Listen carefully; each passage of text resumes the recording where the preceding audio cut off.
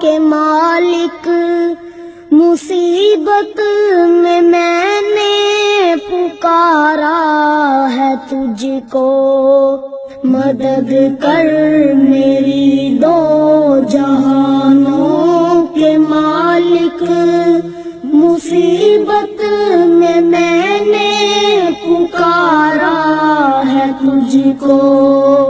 मैं फंस गया हूँ, निकलने की राहें हुई बंद सारी, वो नैया मेरी डूबती जा रही है, बचा ले उसे तू खुदावंद बारी, किसी से कोई वास्ता ही नहीं है तेरा, जब से खालिक सहारा है मुझको, मदद कर मेरी दो जहानों के मालिक, मुसीबत में मैंने पुकारा है तुझको।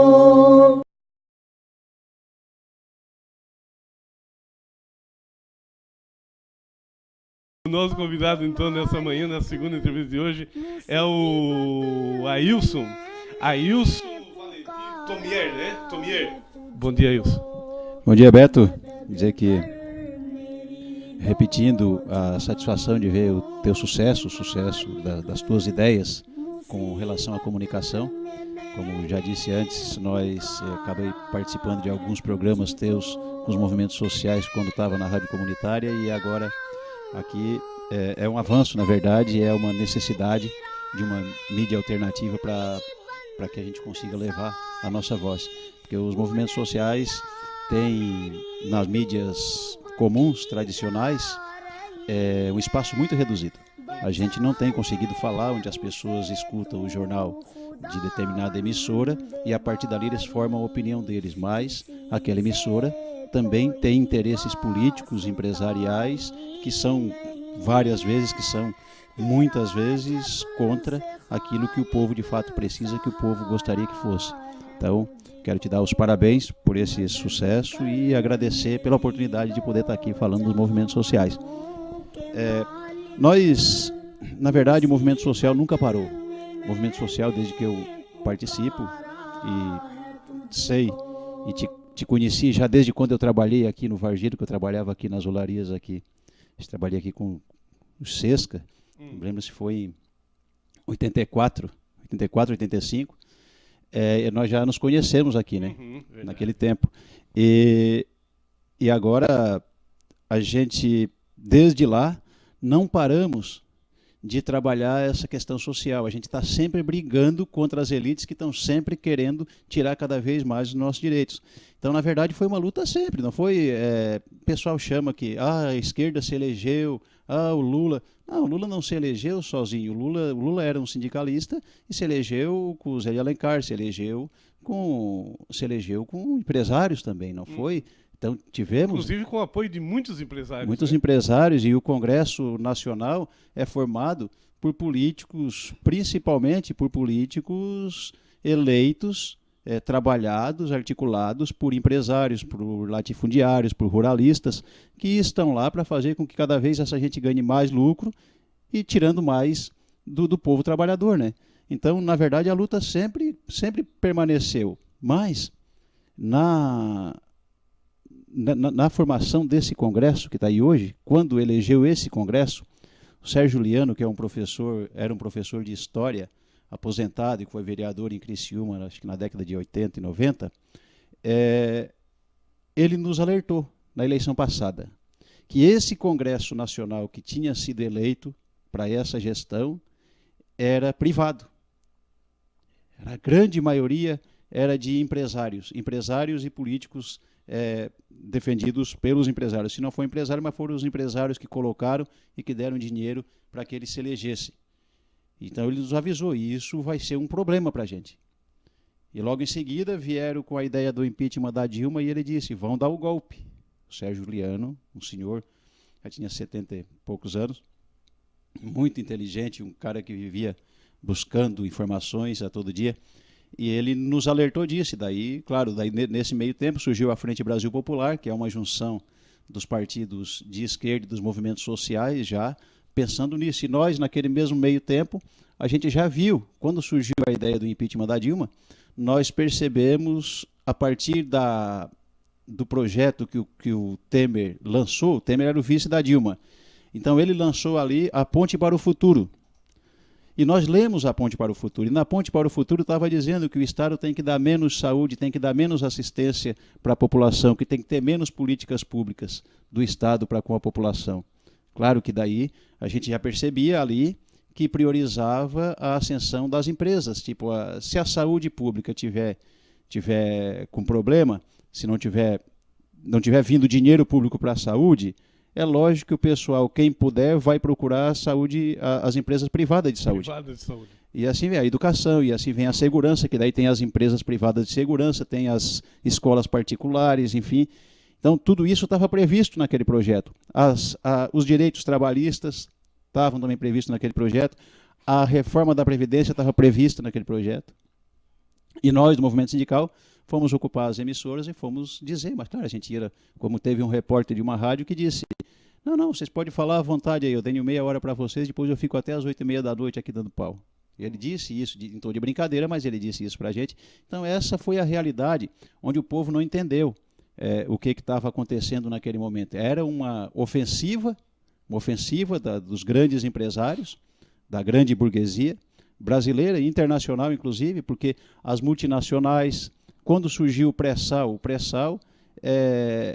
ele ia render, até aquela pesquisa que foi feita em 2015, 2015, até aquele levantamento que foi feito, ele ia render 18 trilhões para a nação.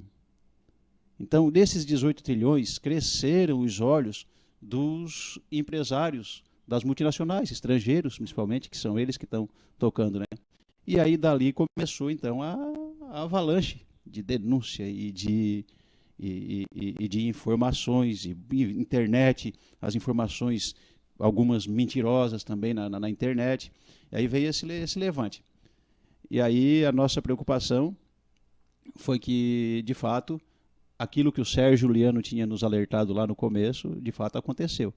Tanto que os próprios os deputados federais e os senadores, na sua maioria, sem um motivo, sem qualquer crime da Dilma Rousseff, eles foram lá e votaram, inclusive a maioria deles em nome de Deus, pelo impeachment da Dilma, contra a corrupção. E, de fato, foi comprovado, né, logo depois, que quase todos aqueles estão envolvidos com corrupção, né? São corruptos, de fato. Isso. É tão interessante, porque, pessoal, muitos de repente, micro e pequeno empresário, na verdade, foi milhões de empresários que estavam como pequenos empresários, que com o governo Lula se tornaram médio empresário, né? Houve um avanço muito grande e muitos trabalhadores se tornaram pequeno microempresário. E nesse ciclo de trabalhadores, pequeno e médio empresários, aqueles que são trabalhadores também, esse pessoal ajudam a fazer o Brasil crescer. O que se refere, o que a gente tem a grande preocupação, é que essa faixa de 5% dos empresários mundiais são multinacionais ou são grandes empresários, e são esses que causam um dano danado, porque vivem de especulação financeira, né? Sim, é o caso dos banqueiros, né? Por exemplo, a classe média, esses pequenos e médios empresários, o funcionário público que ganha também bem, que também está na classe média, tu mantém um padrão de vida, um determinado padrão de vida. Ou tu tem uma empresa que tem alguns funcionários, tu está vendendo, enfim. Se tem uma crise, o que acontece? A primeira coisa que a gente faz qual é? Quando a gente tem um padrão de vida, ou tem uma empresa para tocar, ou tu tem aqui esse espaço, e se dá uma crise que tu não consegue manter, a primeira coisa que a gente faz, quem tem um pouquinho de crédito, quem tem condição, que ainda tem alguma renda, vai fazer um empréstimo. certo? E é nessa hora que os banqueiros ganham. Certo. Porque eu não vou dizer exatamente aqui, porque eu também não me preocupo muito com isso, mas eu sei que se a gente botar R$ 1.000 na poupança, tu vai ganhar o quê? 0, alguma coisa por cento por mês. Vamos dizer que seja 1%. Vamos colocar só para a gente ter uma base. Tu vai pagar tu vai receber 1% por mês. Se tu botar R$ 1.000, tu vai ganhar R$ 10. Mais ou menos isso. R$ 100. R$ 100, isso. A nossa conta está errada. Está errada. Nós, na verdade, se a gente bota o dinheiro no banco e ganha 1%, depois a gente vai fazer um empréstimo e esse empréstimo nós vamos pagar 5%. Então, o que ele vai pagar para mim de 1%, vai sobrar 4% para ele. É onde ele começa a ganhar dinheiro. Claro que é uma coisa difícil, a gente está falando aqui até porque a gente não é do setor financeiro, a gente não está muito engajado nesse tipo de debate, mas todo mundo sabe, não é nem questão de senso comum, é o conhecimento mesmo popular, que quando a gente pega um dinheiro emprestado, a gente paga um juro muito maior do que quando a gente bota um dinheiro na poupança. E é com esse dinheiro da poupança que eles emprestam para os outros para ganhar dinheiro. Então, os banqueiros estão ganhando dinheiro ali. Por outro lado, aí os empresários do plano de saúde, por exemplo, os planos de saúde, se o SUS estiver atendendo a gente bem, se o SUS estiver atendendo bem a população vai lá, vai ser bem atendida, vai sair de lá, vai conseguir fazer os exames, vai conseguir sarar, vai conseguir identificar a doença, vai conseguir fazer a cirurgia, aí os planos de saúde não tem mais sentido de ser. Então, eles precisam construir esse congelamento do dinheiro para a saúde pública, do investimento público na saúde. Então, eles constroem isso para que as empresas cresçam. E assim vai acontecer com todas as empresas.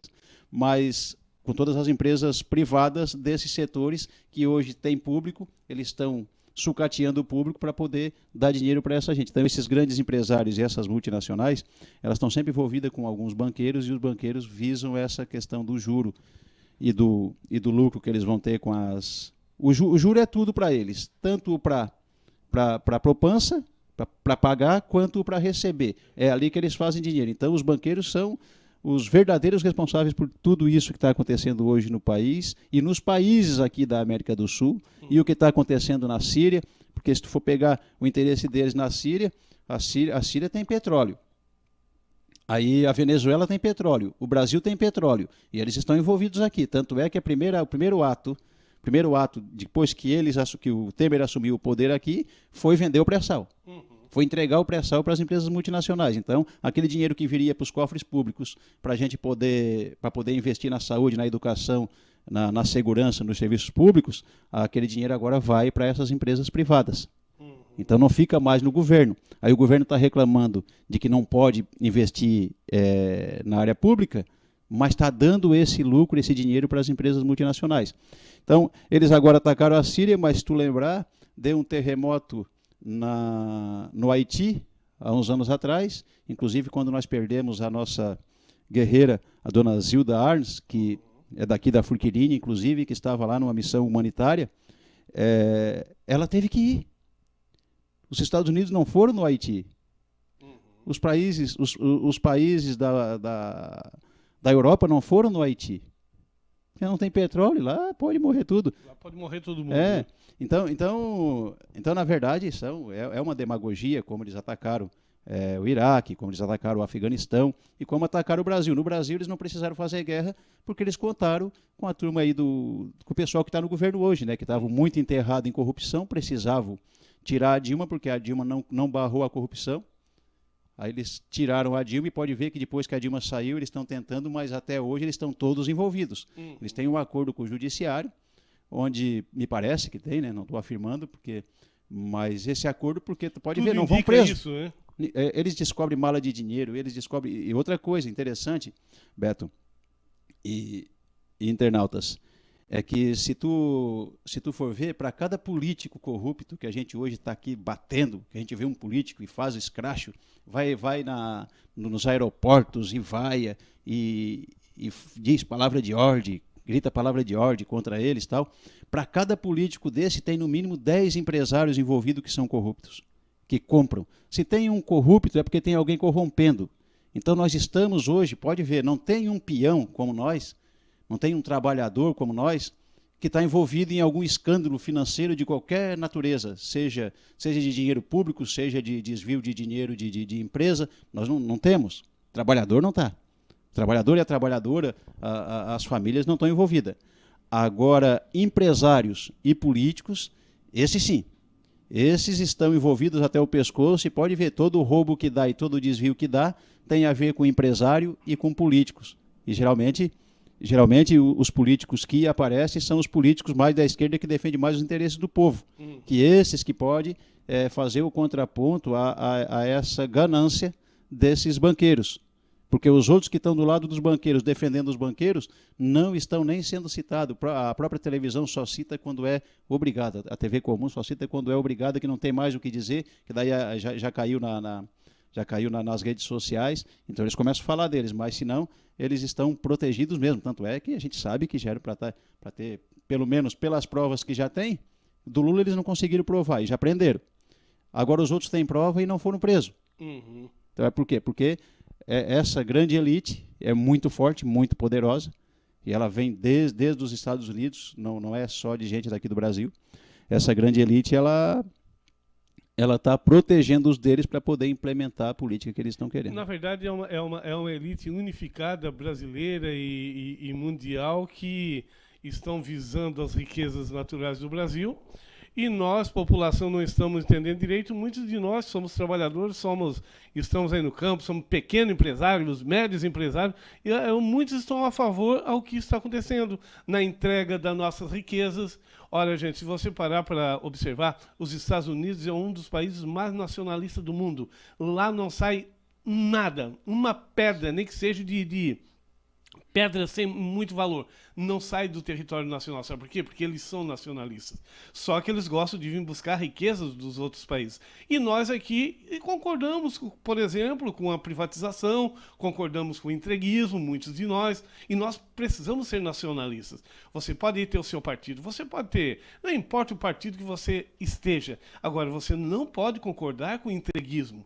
Nós temos que ser pessoas independentes da sigla partidária, nós temos que ser nacionalistas, defender aquilo que de fato é nosso. E não ser nacionalista só porque é bonito, igual como tem muitos aí dizendo que são nacionalistas. Não são. São pessoas que estão usando dessa palavra de ordem, mas aí, se olhar lá, são a favor da privatização. Estados Unidos privatiza, claro, só que ele privatiza com os empresários deles. Privatiza com empresários, faz a privatização entre os empresários nacionais e não lá fora. E aqui no Brasil não.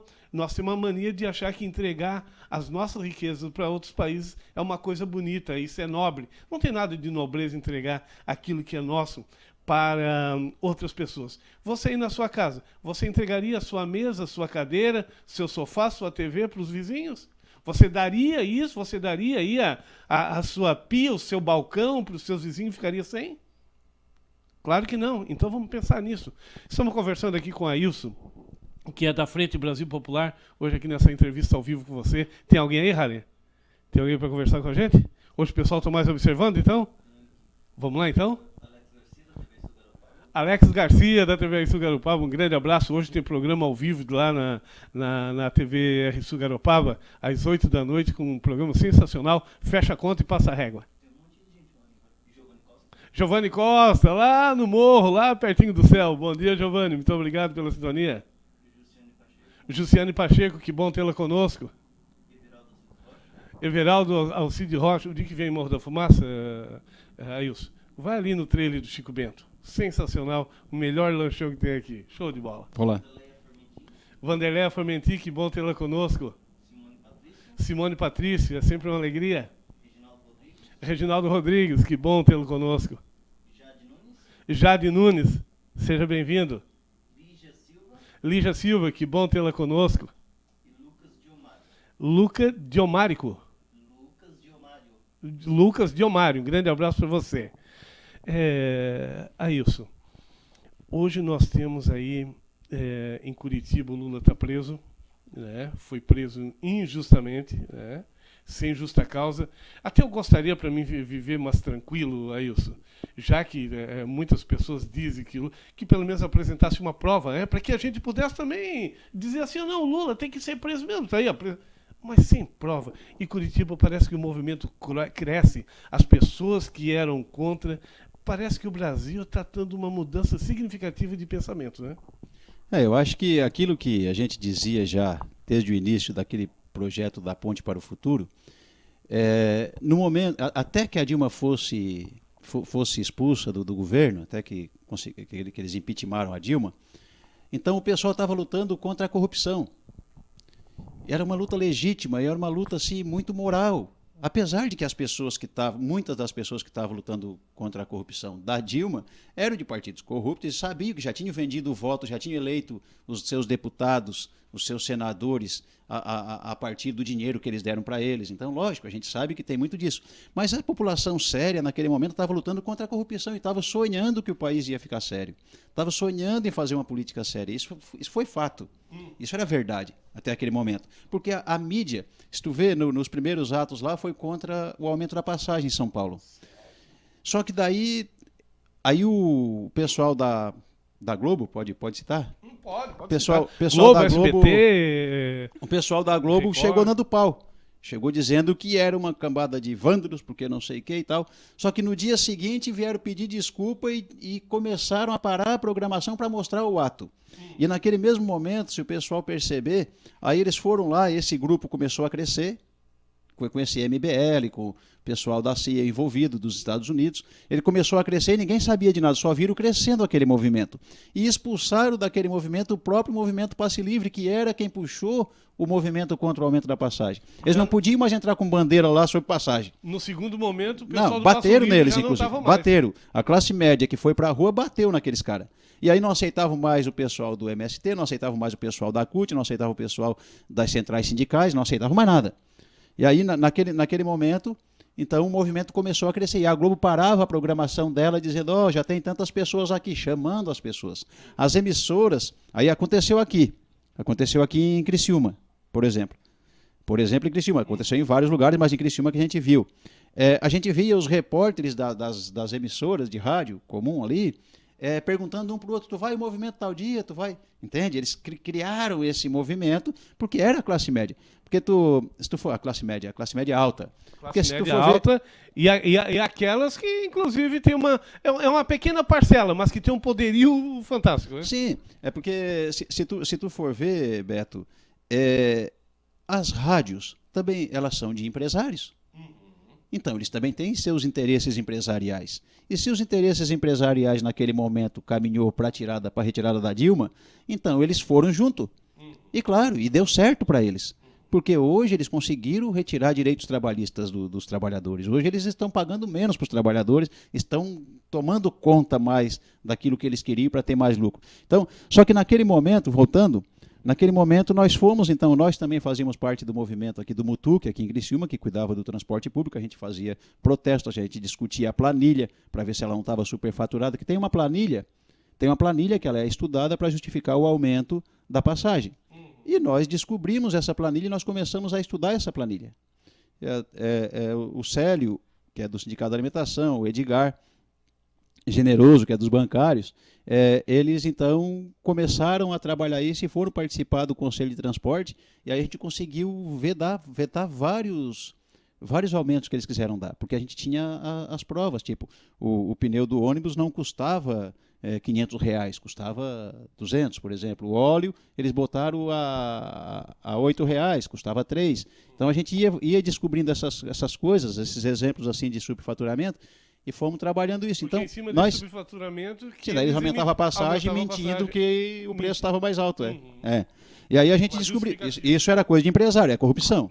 Não era trabalhador que estava lá cometendo isso. Nós, na verdade, estávamos lutando para que a passagem continuasse acessível, para a gente poder continuar usando, usufruindo daquele transporte. Moralizando, inclusive, aquele transporte. E aí eles fizeram, o pessoal do MBL fez uma reunião na Unesc para chamar o movimento. E daí, então, alguém de lá que nos conhecia, da Unesc, nos chamou para estar lá. Então, eu fui a pessoa escolhida do movimento, do Mutuque, para ir lá representar. E fui lá, na frente do terminal do Pinheirinho, em Criciúma, e estava lá o pessoal dizendo, né? Nós temos que fazer alguma coisa, o Brasil inteiro está fazendo, vocês estão vendo na televisão, eles não tinham, nem todos tinham aquele objetivo de fazer alguma coisa. Nós temos que fazer porque o Brasil está fazendo, era moda fazer. E, inclusive, os assessores da Romana Remor estavam tentando liderar aquele processo. E a Romana era uma das pessoas que estava batendo panela depois, na hora dos panelaços, ali para dizer que não tinha comida na panela. A Romana não tinha comida na panela. Quem é que ia ter, né? Se eles não tinham comida, Verdade, tira por ela, né? Tira Então começa ali. E aí eram os assessores dela, na verdade, que estavam tentando puxar. Só que, claro, aí não era só eles, né? E tinha muitos estudantes assim, querendo mesmo que a coisa acontecesse. Eles achavam que a corrupção ia acabar ali. Então o negócio era a luta pela corrupção. E aí, lógico, e a classe média daí deu... Como eles sabiam do projeto da Ponte para o Futuro, como eles sabiam que era para retirar direito dos trabalhadores, que era para eles melhorar a qualidade de vida deles, para tirar, inclusive uma coisa que é muito, muito forte nesse meio, é que muitos dessas pessoas mais bem de vida da nossa sociedade, eles botam os filhos estudar numa universidade particular para que ele não tenha contato com gente como nós. Porque eles não tenham contato com o povo da periferia, para que eles não tenham contato com... Porque, assim, existe um preconceito muito grande que o pessoal da periferia usa droga, que o pessoal da periferia é traficante.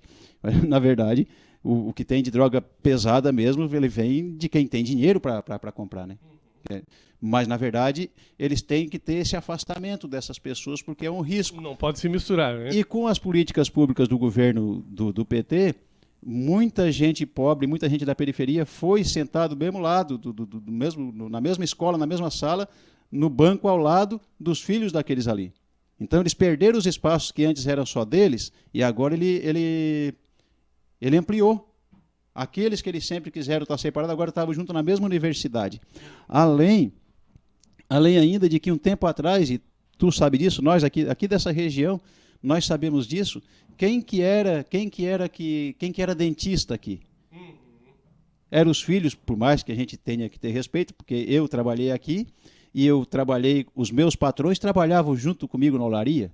A gente tem que respeitar isso, não era assim, mandavam a gente trabalhar. Não, eles trabalhavam junto. Muitos desses patrões aqui de olaria eram assim, né? Eles moravam ali do lado. Hoje ainda são assim, né? Ainda é assim. Mas tu pode ver, quem conseguia fazer uma faculdade eram os filhos deles. Não os empregados. Quem conseguia ser dentista depois, quem conseguia ser advogado, quem conseguia ser médico, eram os filhos dos patrões, eram os filhos da outra classe. Nós jamais conseguiríamos, não fizemos para fazer o segundo grau. Série no máximo e parava por ali, né? Sim, e aí agora com essa abertura para todos estudarem, inclusive esse espaço agora para ser médico, para ser dentista, para ter um consultório no centro da cidade, agora já não é mais só deles. Agora nossos filhos também podem ser engenheiro, então as vagas melhores nas empresas não são mais só deles. O meu filho, o teu filho pode também concorrer àquelas vagas, inclusive concursos públicos para cargos públicos. Hoje nós temos a ideia era que a gente tivesse essa capacidade. Então isso estava atrapalhando também. Então muita gente não entendeu esse processo, muita gente não gostou desse processo e também foi para a rua pensando nisso. Era mais de ódio do PT do que propriamente pela corrupção, contra a corrupção. Tanto é que a corrupção continua, né? Sim, e aí agora tu pode ver, aí que eu ia chegar. A corrupção, a Dilma foi impeachmentada e não tinha nada, agora foi descoberto, não tinha nada contra. O que ela tinha lá eram umas pedaladas fiscais, que significava o quê? Tirava o dinheiro do Banco do Brasil e botava na Caixa Econômica para manter o Bolsa Família. E depois devolveria para o Banco do Brasil, enfim. Pedalada é isso.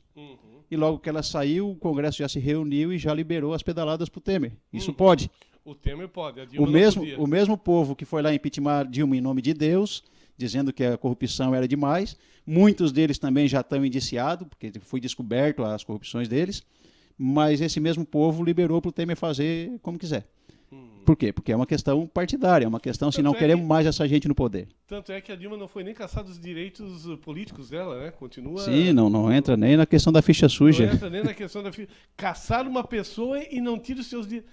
Dá para entender esse raciocínio, gente? Dá para entender essa coisa maluca, né? Aí nós começamos a ver que esse tipo de sistema é um sistema muito seletivo. E o que o Ailson está falando aqui tá correto. Uma coisa só que fica claro aqui, né, que o Ailson pensa e eu penso, não é que nós queremos um país de pessoas pobres. Nós queremos um país que o rico que tenha, mas também que dê oportunidade para que outras pessoas também tenham. É isso, né, Ailson? Sim, é uma coisa assim que é lógica. Nós temos que entender, eu acho, de certa forma, a gente tem que perceber que teve uma... Claro que pode haver gente do meu lado que seja contra esse raciocínio que eu faço. Eu faço a partir de algumas discussões que a gente teve com pessoas, por exemplo, do Ricardo Gebrim, que é um cara que é um advogado que faz parte do movimento Consulta Popular, que tem essas análises, tem o sociólogo Ricardo Antunes. Nós temos uma série de pessoas que a gente se baseia para poder fazer o nosso debate. Mas uma coisa que é certa é que a classe pobre, do Lula para cá, temos que admitir isso, e é fato. Aí a classe média talvez tenha percebido isso de uma forma muito emocional, muito sentimental. Porque a classe média já era classe média. Aí saiu mais de 40 milhões da linha da miséria, subiram. Então saiu. Os miseráveis deixaram de ser miseráveis e subiram. A classe pobre virou classe média. E a classe média só enxertou o espaço onde eles estavam, eles não ascenderam dali. Eles continuaram classe média.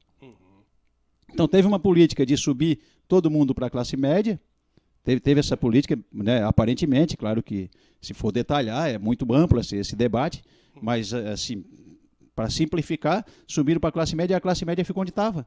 Tipo, os lugares que os pequenos, micros empresários aqui frequentavam, eram eles que frequentavam. A partir de um determinado momento, nós também começamos a frequentar, e aqueles ambientes só encheram. E eles não conseguiram sair dali. Eles viram a nossa ascensão e eles não se sentiram ascendendo para uma outra esfera. Então, acho que isso também criou uma revolta na classe média, que não teve uma política própria para eles, mas o que aconteceu com o consumo, por exemplo? Quando tem o pleno emprego? Tinha o pleno emprego, tinha bastante emprego.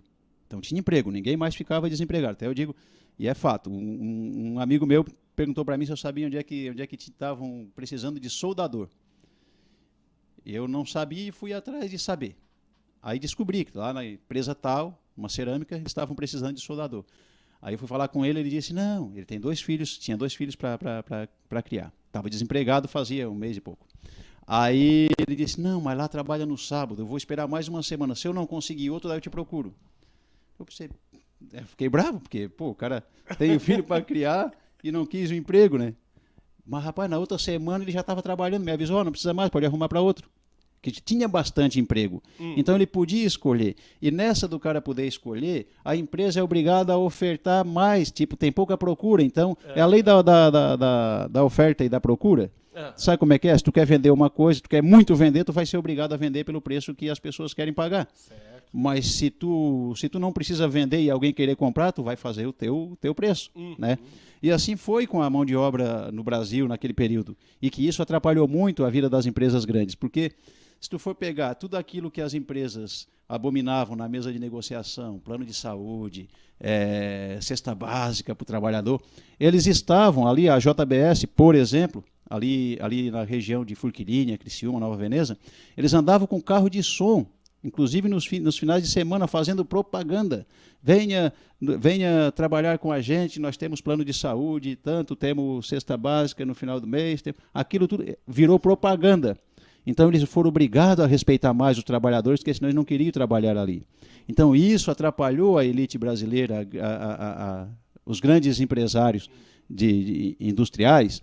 Isso atrapalhou eles, isso fez com que eles tivessem que respeitar mais, tivessem que pagar mais. Se eles não oferecessem um bom salário, o pessoal não ia trabalhar. Então, tu está entendendo como é que funciona essa... Para eles, precisava de ter mais desempregado, precisava daquela antiga discussão que a gente tinha no passado, daquele exército de mão de obra de reserva, porque daí, se tiver bastante gente desempregada, as pessoas vão trabalhar pela comida, vão trabalhar pelo que tiver.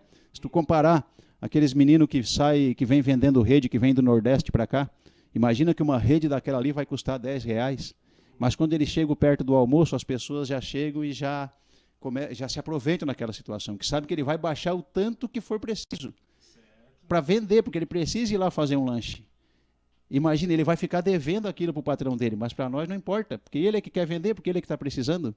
Né? E o povo faz isso com essa gente que vem vender na porta. Mas se as lojas que não precisam ir na porta dos outros estão lá com preço muito maior, a gente vai lá e paga o tanto que eles querem, porque daí é quando nós vamos lá é porque nós queremos. Né? Então, assim é a questão do trabalho, a questão do pleno emprego. Quanto mais emprego tiver, mais chance o trabalhador tem de avançar nos seus direitos. E isso também atrapalhava as elites. Então eles tinham que tirar essa linha de organização política do país. E não é porque é o Lula, não é porque é o PT. Qualquer um que fizesse isso, como eles já fizeram no passado, que, né, da história conta, né, que já fizeram com todos os que, com o João Goulart, com o próprio Juscelino Kubitschek, que todo mundo criticava, que todo mundo detonava, que todo mundo falava, e a mídia botava propagandas negativas e trabalhava contra, porque não podia ter a ascensão do povo pobre. O pobre tem que continuar pobre para ele poder servir melhor ao rico. Porque se a gente não tiver pobre, a gente não tem obrigação nenhuma, né? Se eu não devo nada para... Eu não preciso de ti, eu só vou ser teu amigo se tu for bom para mim. Mas se eu precisar de ti, eu vou ter que dar o jeito de ser teu amigo. Não é?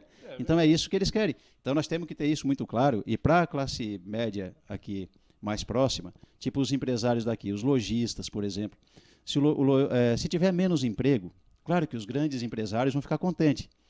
Mas e nós também, às vezes, a gente não consegue perceber. Nós temos a nossa empresa e nós temos ali 10, 15 empregados. Nossa empresinha é pequena. Nós temos 10, 15 empregados. Nós vamos olhar os direitos que ele tem. Mas é tanto direito que essa gente tem. A gente não pode nada. Tudo é deles, tudo. Mas se tu for ver o lucro que tu está tendo, ele é suficiente. Aquilo que o Volney dizia antes aqui. A gente tem que medir essa coisa do dinheiro, né? Se eu estou tendo lucro, se eu ainda estou tendo lucro, estou sustentando a minha família, estou conseguindo fazer as viagens, estou conseguindo me divertir, ter o meu lazer, eu não tenho que me preocupar com o direito do outro. Ele também precisa. Mas daí o pessoal começa a pensar que está dando o dinheiro, tirando do bolso dele para dar para aquele. Não. Aquele lá está fazendo esse dinheiro acontecer. O trabalhador está fazendo com que esse dinheiro aconteça. Nós, aqui trabalhando na olaria, os donos da olaria estavam dando dinheiro para nós. Mas nós estamos fazendo esse dinheiro ir no bolso dele, porque a gente que fazia o tijolo, a gente que descarregava o forno quente, a gente que carregava o forno com tijolo gelado na hora nos dias de geada, tu lembra? Né? Então, nunca me sai da mente. Então, aquilo ali que a gente faz é para fazer dinheiro para o patrão.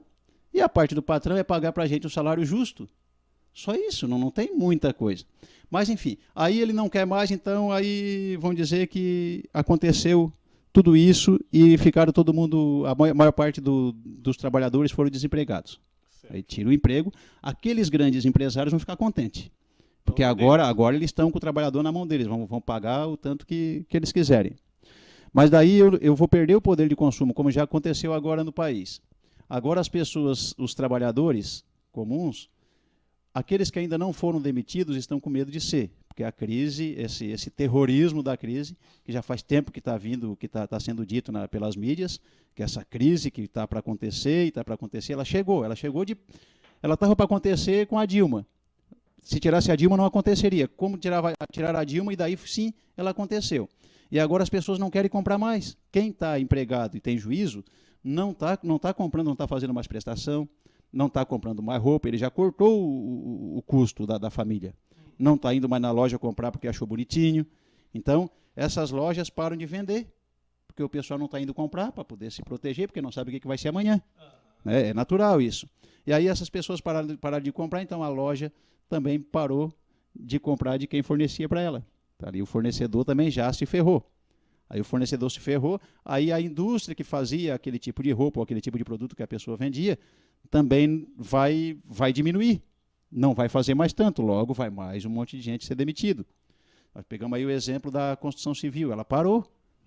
E antes, em qualquer esquina, eu estava encontrando uma loja de material de construção.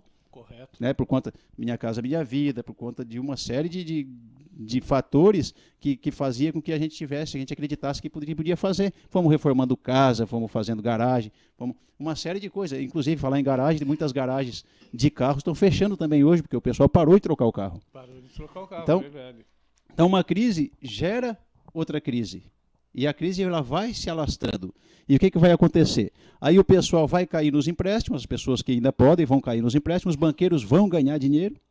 O dinheiro do pré-sal, o dinheiro das multinacionais, da Eletrobras, que eles querem vender agora, a fornecedora de energia elétrica, que é pública, que eles também querem entregar agora para o estrangeiro, esses vão ficar contentes, mas esse dinheiro vai para lá. E o país vai virando uma sucata para eles virem aqui buscar dinheiro, até que eles não queiram mais. Quando eles não quiserem mais, e aí só que daí o pequeno e o médio empresário, junto com nós, trabalhadores, consumidores, vão ter esse prejuízo, vão carregar esse prejuízo nas costas. Ou seja, vamos comer o pão que o diabo amassou. E isso sim, se continuar essa situação. Ailson, a questão do petróleo, por exemplo, o Brasil já vendeu, parece, o Temer já vendeu, não sei se é 16% ou 22% já do nosso petróleo. Aí também envolve também água e coisa e tal. Para o estrangeiro. Já foi vendida aí essa parcela já, que é uma parcela significativa, até porque nós temos a maior bacia de petróleo do mundo, foi descoberto está em território brasileiro. Só que, ao mesmo tempo, esses empresários que vão vir lá de fora explorar aqui o Brasil, eles ainda recebem a anistia de imposto de 1 trilhão, né? Enquanto nós, aí, os pequenos e médios empresários, que são trabalhadores, que não têm dinheiro aplicado em bolsa de valores, que não vivem do capital especulativo, mas sim da produção, muitos estão apoiando esse tipo de ação. Pois bem, essa gente vem de lá, pega a nossa riqueza, leva a nossa riqueza e ainda não paga imposto.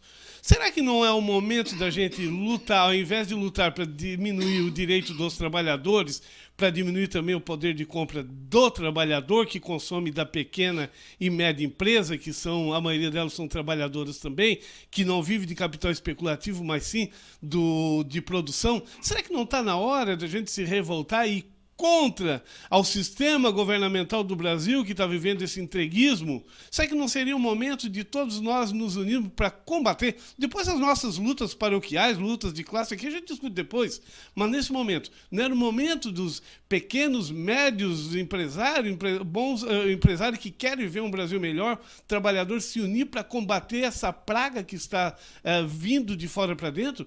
Porque os impostos dos trabalhadores, das pequenas, médias empresas, microempresas, eles continuam em ascensão, continuam fortes, né? Enquanto isso, a cúpula brasileira, o governo brasileiro está dando anistia de 1 trilhão para quem vai vir aqui levar a nossa riqueza.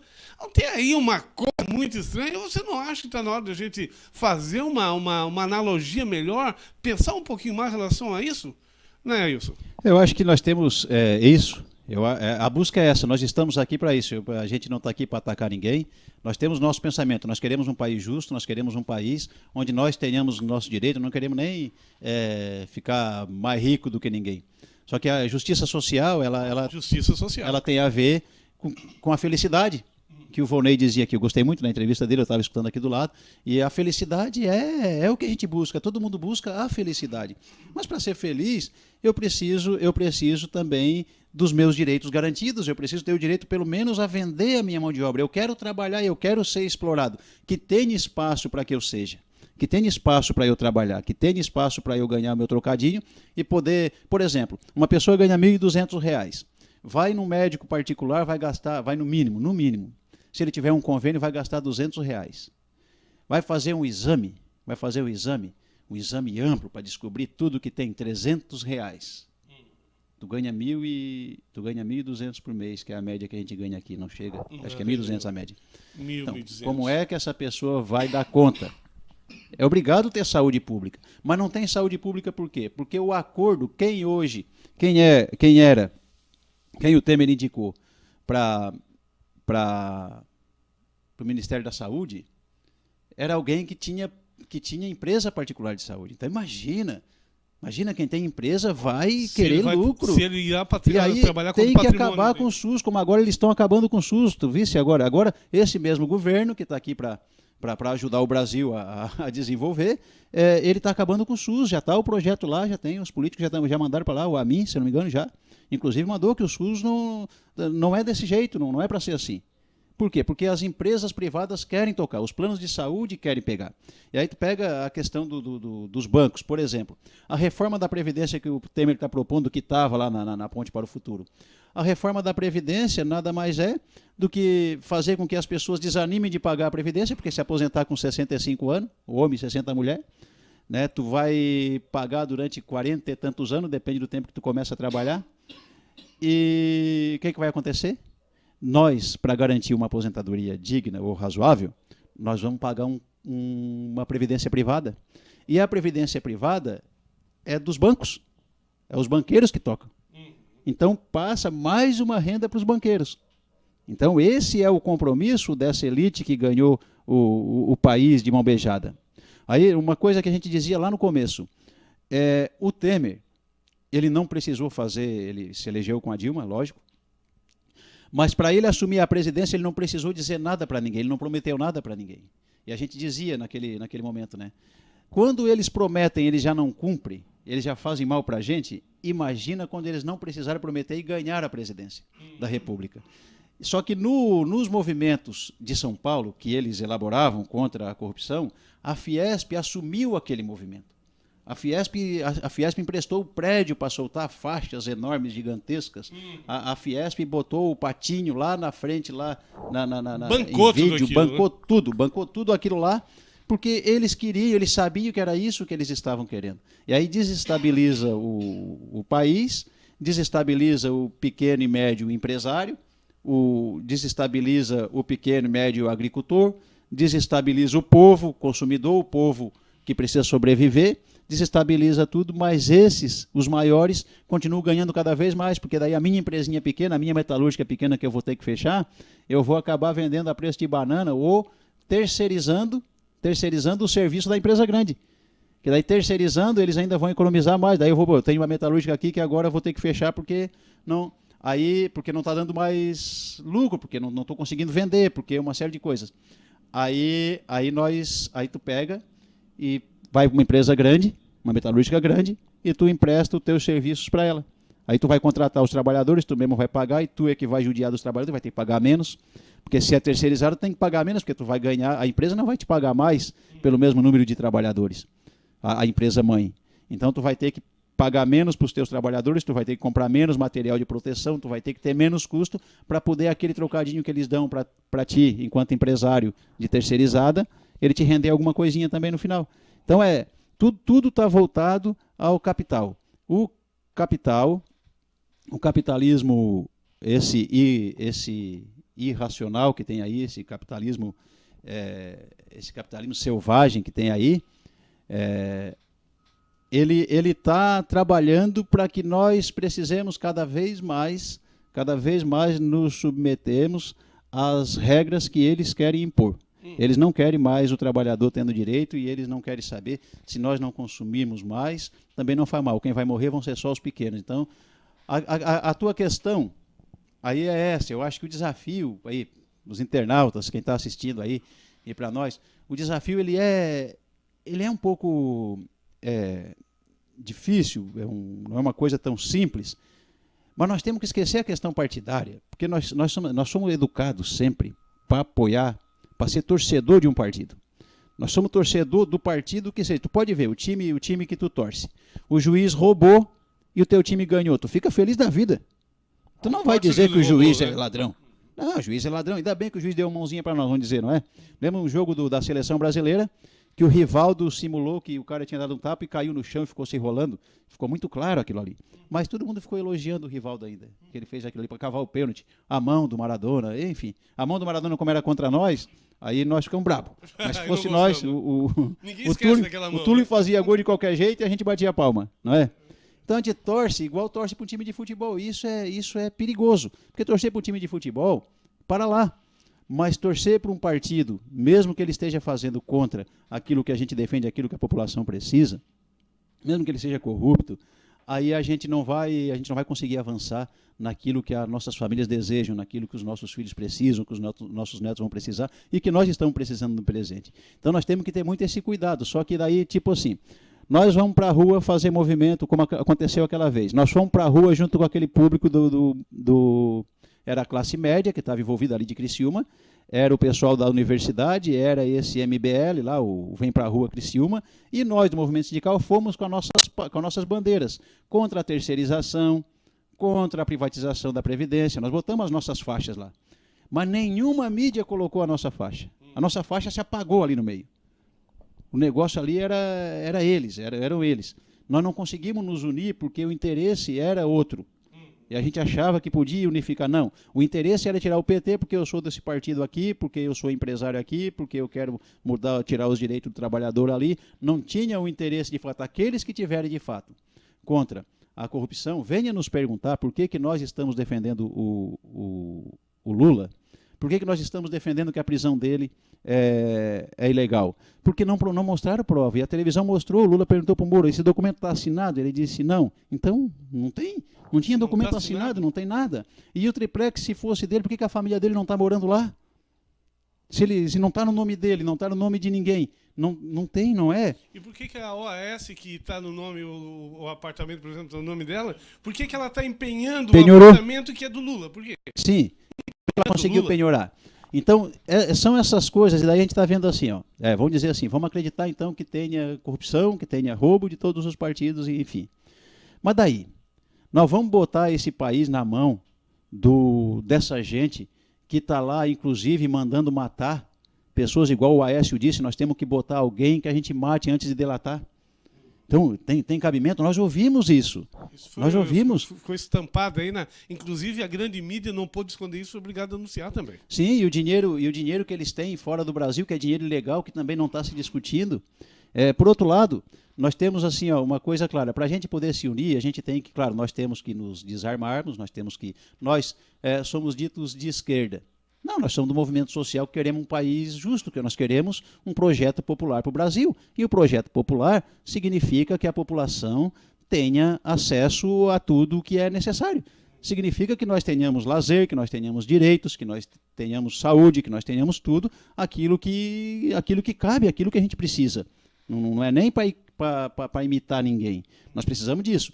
Só que para isso, nós precisamos também ouvir o outro lado. Nós também precisamos ouvir as críticas a respeito de nós, porque nós também não temos que nos colocarmos, eu quero falar agora, fazer uma autocrítica, uma autoavaliação, nós não somos donos da verdade.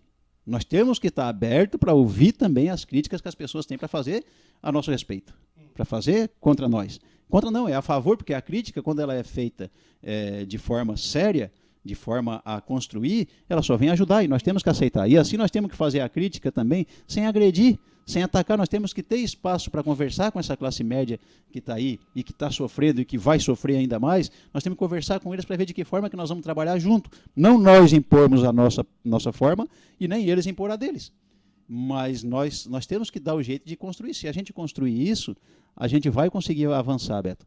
Mas, por um lado, eu ainda quero ir um pouquinho mais longe, a questão da reforma da Previdência, a questão dos gastos públicos que eles votaram agora, que congela os gastos públicos, o investimento público, né, na saúde, na educação e na segurança, enfim, em todos os setores, é por falta de dinheiro. Mas além de eles terem vendido o pré-sal e estar vendendo a Eletrobras e vendendo outras coisas, e enfim, entregando o Brasil, mas eles perdoaram agora, o déficit da Previdência é de 260 milhões. Eles perdoaram 543 bilhões das grandes empresas.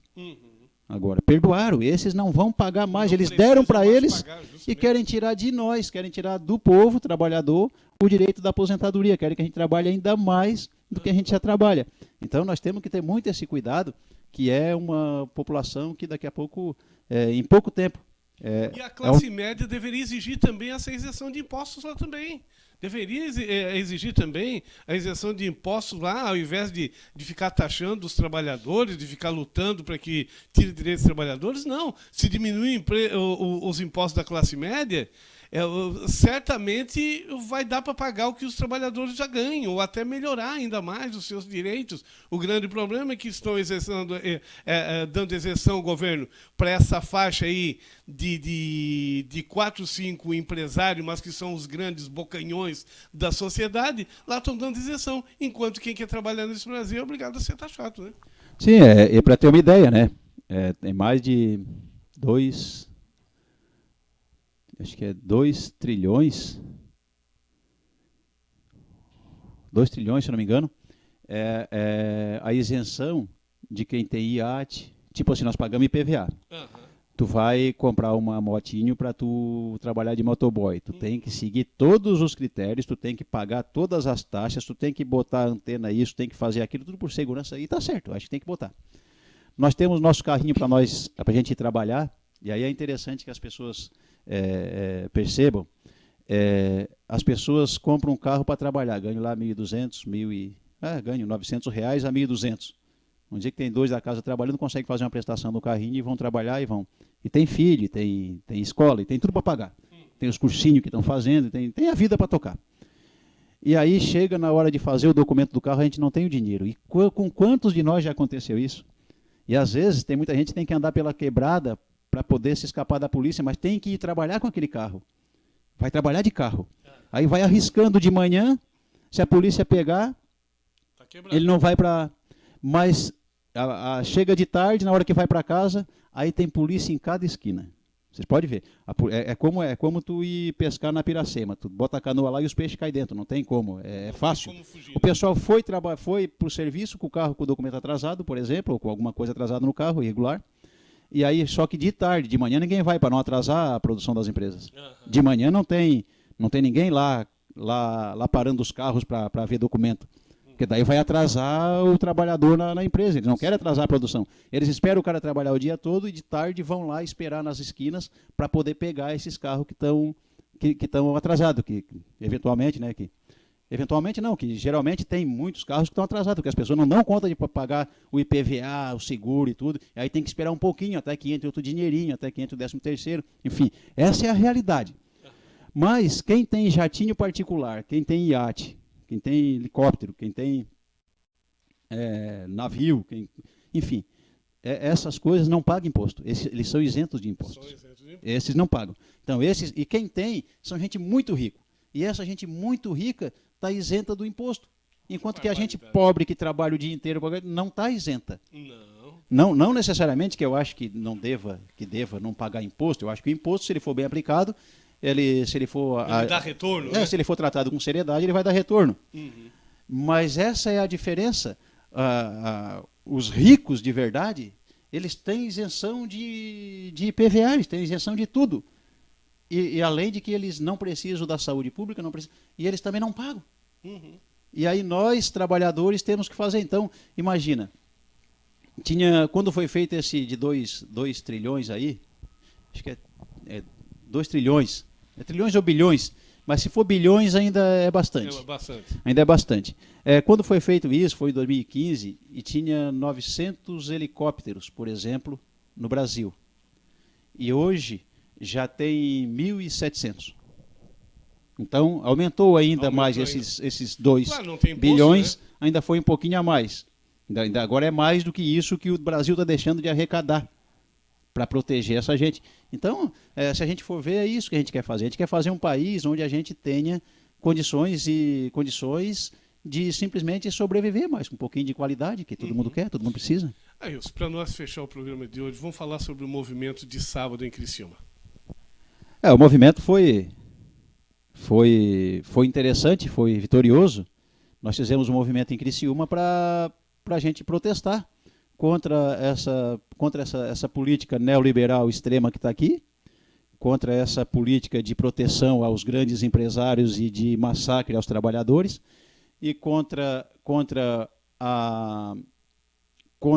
o sistema que está levando o país a uma ditadura judiciária, que fazem o que querem sem prova, fazem o que querem como querem, contra isso, contra essa ditadura. Nós estamos lutando a favor da democracia de fato, que não seja a democracia apenas um fantoche. A democracia tem que acontecer. E a gente, para ir preso, tem que ser preso porque cometeu alguma coisa. A gente não pode ser preso mesmo sabendo que eu não... Não, eu sei que o Lula não cometeu aquele crime ali, mas ele tem que ir preso. A gente pergunta, por que o Lula está preso? Ah, porque ele é ladrão. Ele roubou o quê? Ah, ele roubou. Sim, não tem, ninguém sabe o que. Então isso é questão de moralizar essa questão e para pedir, sim, para pedir que o Lula seja liberado. O Lula deve ser liberado, até porque não conseguiram provar nada contra ele e nós temos que rever. Ou libere ou apresente provas concretas de que ele fez, né? Certo. Como não há provas, senão já tinham descoberto, já tinham feito, aí já tinham já tinham crucificado, matado o cara, né? Já não tinha mais. Como não houve, então está preso. E a gente quer, eu também quero, nós queremos uma justiça mais justa e que o Lula seja liberado enquanto. Porque o Lula tem que servir como exemplo para todo mundo. Se não tem prova, não se condena e ninguém se prova. Quem tem crime pendente que foi provado, prendam. Sim, e nessa lógica de raciocínio, nós, na verdade, também não queremos defender corrupto, não. É que nós temos convicção. Prenderam o Zé Dirceu sem prova e disseram, não temos prova, mas temos convicção. Aí, agora, prenderam o Lula também nessa mesma lógica. E nós queremos isso sim, se tiver prova, lógico, nós também não estamos preocupados. Só que nós sabemos que a preocupação não é o Lula ser ou não ser corrupto. Porque as próprias pessoas que estão contra o Lula, muitas das pessoas que estão contra o Lula, estão do lado do PMDB, que é quem está no poder, roubando e protegendo todo mundo que tá roubando. Não que todos do PMDB sejam ladrões, não. Eu não quero aqui pegar por esse caminho. Mas é uma cúpula que está ali que não podemos... A cúpula que manda é a cúpula que tá roubando e protegendo o ladrão. Está lá no governo, lá em cima. E assim, o PSDB é um partido de extrema-direita que já tem acordos com o FMI, com os Estados Unidos, que inclusive o Serra foi que começou a história da venda do pré-sal já, antes do impeachment da Dilma. Então nós temos isso muito claro. E aí, claro que nós queremos sim que o Lula seja solto. Nós queremos que tenha uma eleição em 2018, onde a gente consiga escolher. Deixa as pessoas serem candidatos. Quem não se eleger, não se elegeu. Não vamos fazer igual. A Dilma se elegeu, mas o Aécio não aceitou, e daí boicotou todos os projetos e começou a crise. Não, nós não queremos a Dilma. Vamos tirar a Dilma. E tiraram a Dilma, e aí está o que está o país hoje. Então nós temos que ter uma eleição e quem ganhar, ganhou. Nós temos que respeitar, lógico. Não quer dizer que nós vamos sair da rua. Nós não saímos da rua nem quando o Lula era presidente e nem quando a Dilma era presidente, porque nós também nós sabemos que as coisas não acontecem assim se a gente não estiver na rua lutando pelos nossos direitos. Mas o que nós queremos é que tenha uma eleição justa e que não prenda o cara só porque não quer que ele seja candidato para ele não se eleger. Está errado. Vão para a rua, vão fazer campanha. Eu quero ver o que o povo pensa. Nós queremos ver o que o povo quer. Se o Lula não for candidato, vai ficar uma vontade que ele seja e ninguém nunca vai saber o que poderia ter sido. E quem que vai se eleger. E tem uma outra coisa, temos que ter cuidado porque tem que ter eleição. O pessoal já está discutindo algumas coisas no sentido meio de não ter eleição, meio de fazer um acordão com o Temer. E aí é para eles implementar de fato, de vez, a reforma da Previdência e o que eles estão devendo ainda para os empresários. Só mais uma questão para lembrar, Beto, que é assim, ó. Para cada um de nós, trabalhadores, nós, peões, nós temos direito à comida, nós temos direito ao lazer, nós temos direito a vestir, nós temos direito a ter um carro, nós temos direito a pagar o dízimo na igreja, a pagar a mensalidade do partido, nós temos direito a tudo. Mas tudo que envolve esses nossos direitos, nós precisamos ter um emprego para poder garantir. Então, o que move o país para a gente é ter emprego. E pode ver, quem está lutando hoje por isso não é quem é privilegiado, não é quem tem um cargo público, não é quem é deputado, um cargo público de deputado, eu quero dizer, não é quem é político de fato, as grandes empresas. Tanto que, se vocês for pegar, quem atacou a caravana do Lula foram os ruralistas dando de relho, pensa, os ruralistas dando de relho nos trabalhadores que estavam apoiando a caravana do Lula. Imagina essa gente no poder. Se aquele que não concorda com eles dão de relho e levantaram o relho e mostraram nas mídias sociais. Os caras que atacaram o ônibus em São Miguel eram empresários também. Então pensa, essa gente dominando, não que todos sejam assim, mas essa gente dominando o país, imagina o que vai ser da gente quando a gente for reclamar de algum direito que a gente quer. Então nós só queremos ter emprego, porque nós tendo emprego, nós sabemos que nós vamos ganhar pouco ou muito, Muito nós nunca vamos ganhar, lógico, mas nós vamos estar lutando para melhorar cada vez mais, mas tendo emprego nós vamos ter condição de viver. Sem emprego nós vamos virar mendigo. E essa é a lógica desse capitalismo que está instalado no Brasil hoje. Até Então, porque essa gente não são brasileiras, né? Elas vão ver suas vidas no exterior enquanto suga, tipo sanguessuga aqui do nosso país. sim, eu sempre digo, a gente, para nós trabalhadores, para fazer uma excursão bonita, nós pagamos 1 ano para ir no Beto Carreiro ou na Aparecida do Norte. E eles não que isso esteja errado, porque também dinheiro limpo é dinheiro limpo, mas eles vão na Disney, eles vão para Miami, eles vão para lugares bem mais longe que nós jamais, ganhando o que a gente ganha, da forma que a gente jamais vai conseguir, com dinheiro próprio, a gente fazer isso. Então, e que eles vão, que eles vão continuar indo, que sejam muito felizes, mas que dê condições sim, também, que permita que outras pessoas também vão. Né? Deixe nós os com o nosso, trabalhadores também vão. deixe nós nessa proporcionalidade, mas com condição de fazer, né? Condição de fazer. Aí, Beto, só para eu responder ainda mais a tua questão, nós temos que nos unir, sim. E nós temos que estar dispostos. Nós, do Movimento Consulta Popular, que é um movimento que tem um projeto popular para o Brasil, que esse projeto que está aí não é um projeto popular, é um projeto elitista. O projeto popular é isso que nós estamos falando, dos nossos direitos, do nosso lazer, do nosso bem-estar social. Nós estamos dispostos a conversar com qualquer segmento que queira se engajar na luta para a gente poder ampliar a construção desse projeto popular para o Brasil. Ailson, foi uma alegria recebê-lo aqui. Certamente vamos ter outras oportunidades. Muito obrigado por ter vindo. Obrigado, Beto. Obrigado aos internautas. E a gente está à disposição a todo momento que for chamado, inclusive para essas reuniões que a gente está falando aqui. Vamos ampliar essa luta para a gente poder construir um Brasil como já foi antes, um Brasil de verdade e dos brasileiros e não das elites internacionais, das multinacionais. Muito bem, e assim nós vamos fechando mais um programa, fechando mais baixo. Tá baixo? Mas aí não é daqui. Se tá baixo não é daqui, é daí. Agora voltou? Então tá.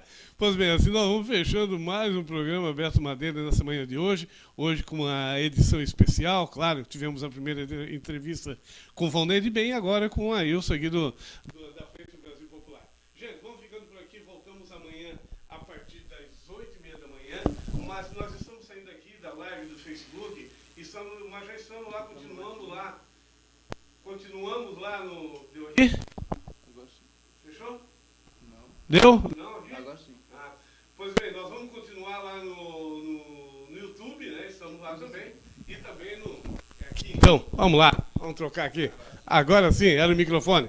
Pois bem, estamos saindo aqui da live do Facebook, estamos indo lá para o www.tvsul.com.br. Vai para lá e acompanhe essa entrevista que nós iremos repetir lá também. Essa mesma entrevista que vai ficar gravada aqui no Facebook. E desejamos para você também um ótimo dia. Grande abraço a todos. Até